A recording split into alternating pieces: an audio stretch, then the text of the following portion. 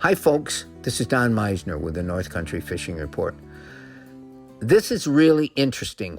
It's interesting to me anyway, and I hope it is to you. I want to tell you about 2 consecutive nights that I've gone fishing.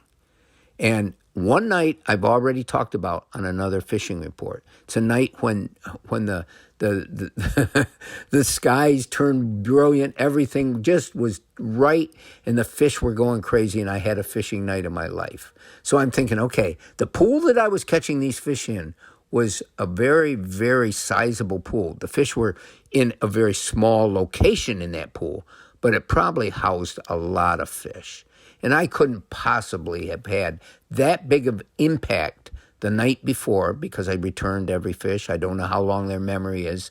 Anyway, so the next night, the conditions appear to be the same. The skies are about the same, just limited clouds, bluebird day, very low winds, and a perfect time for me to access this pool.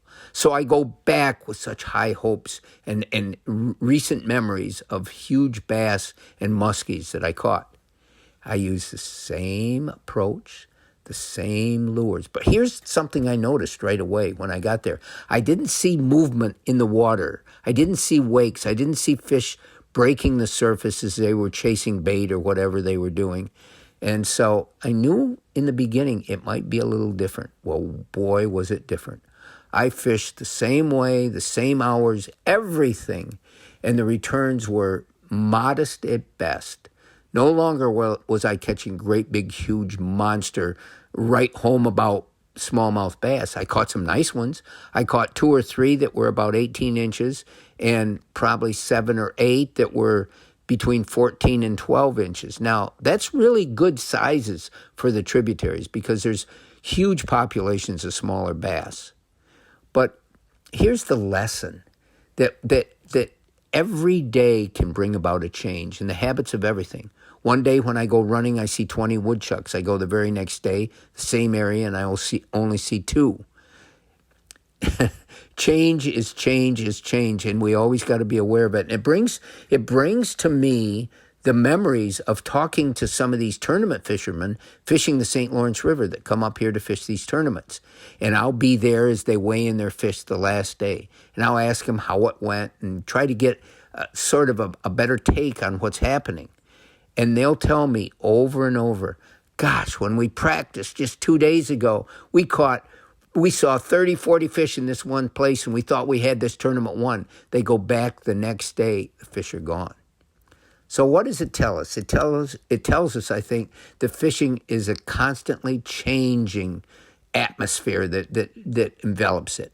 That where we might catch fish one place one day, using one technique one day, the very next day things change, and we might not even be aware of what the changes are.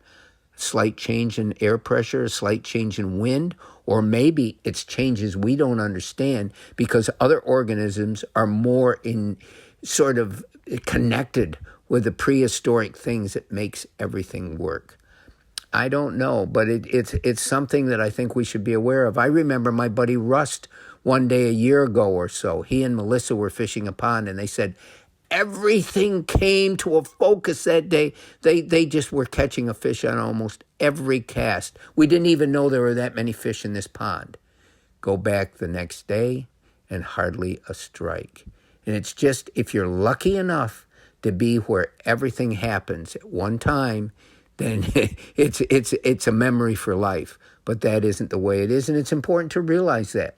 No matter what we find one day, things can change. And right now, this time of the year, things are changing rapidly. Even though we've had sort of an extension of summer conditions, they're changing very rapidly. Until next time, folks, this is Don Meisner with the North Country Fishing Report.